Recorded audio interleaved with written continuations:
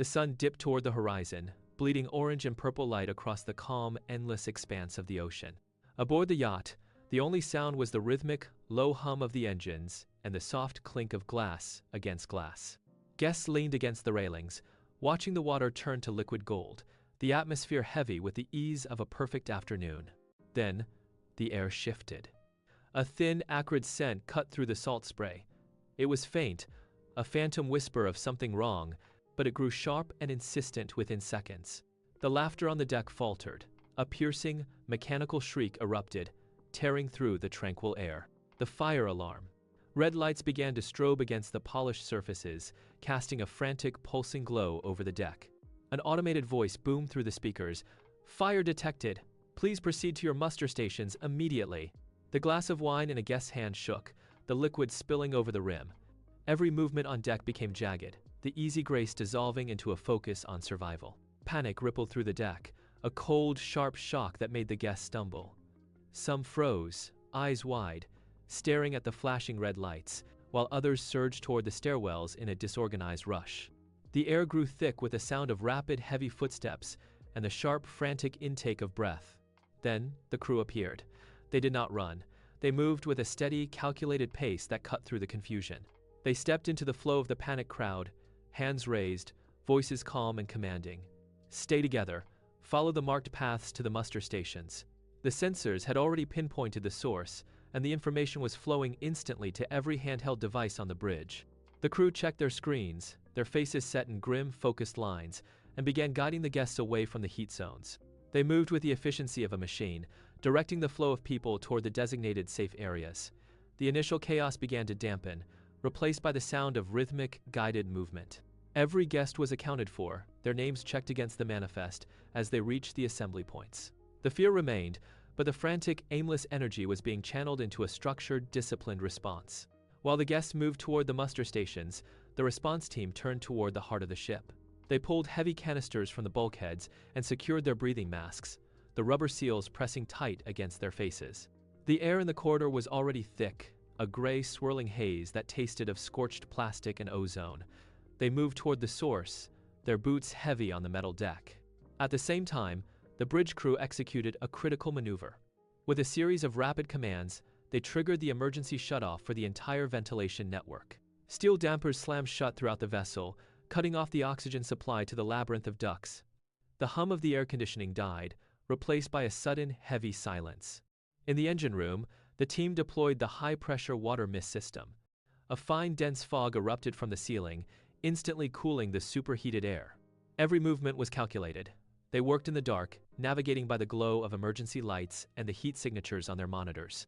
The ship was a complex, interconnected organism, and they were fighting to isolate the infection before it consumed the hull. The battle was silent, precise, and absolute. The containment failed. A bulkhead buckled under the heat, and black smoke surged into the corridor, forcing the response team to fall back. The fire suppression system hissed for a final, futile second before the pressure dropped. On the bridge, the captain watched the thermal monitors turn a solid, angry red. The fire was no longer localized. It was hungry, tearing through the internal structure with impossible speed. The captain reached for the radio handset, his grip firm. He keyed the frequency for the global distress channel. "Mayday, mayday, mayday. This is the vessel in distress. We have an uncontrollable fire on board. Position follows." The words cut through the static, a desperate plea broadcast into the vast, indifferent expanse of the ocean. He repeated the coordinates, his voice steady, though the bridge was now vibrating with the low, ominous roar of the inferno below. There were no sirens of fire trucks here, no backup, no quick exit, only the endless dark water stretching out in every direction. The signal traveled outward, a fragile pulse of sound seeking a response from the empty horizon. The reality of their situation settled over the crew like a physical weight. The order echoed through the ship. Abandon ship. Proceed to the lifeboats. The transition was immediate. Guests moved from the polished, climate-controlled decks into the sharp, biting air of the open sea. There was no time for belongings. The crew moved with rhythmic, practiced intensity, guiding everyone toward the side of the vessel where the inflatable rafts were already deployed. The sound of the davits grinding against metal was the only noise beneath the roar of the fire.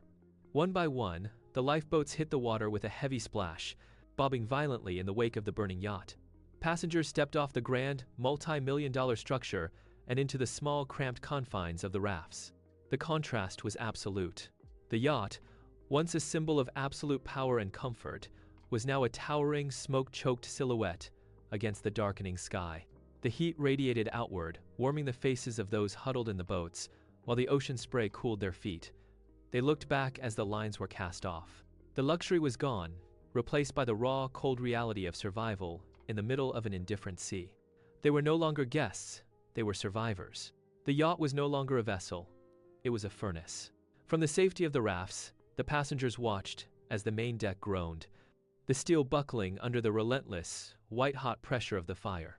A massive, jagged plume of black smoke spiraled toward the stars, blotting out the moonlight. The ship tilted, a slow, agonizing slide toward the dark water. Then, the sound changed. The roar of the fire was joined by the screech of tearing metal and the violent hiss of steam as the ocean rushed into the lower compartments. The stern dipped, the propellers rising briefly into the air before the hull began its final descent. Just as the bow pointed toward the abyss, a flicker of light broke the horizon. Not the orange glow of the fire, but the steady, rhythmic pulse of a distant ship's navigation lights. The mayday had been heard. The rescue vessel cut through the waves, its searchlights sweeping the water like fingers of hope. The yacht gave one final, shuddering lurch, its lights flickering out one by one as the water claimed the bridge. The flames hissed into silence as the surface closed over the burning wreckage.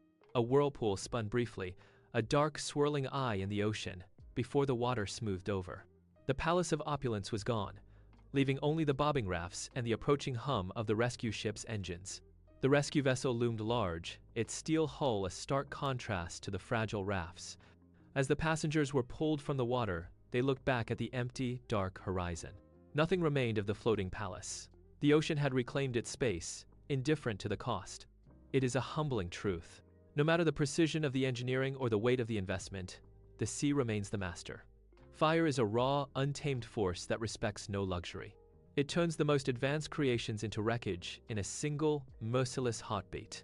This event serves as a final, quiet reminder. The water is deep, the horizon is wide, and nature always demands respect.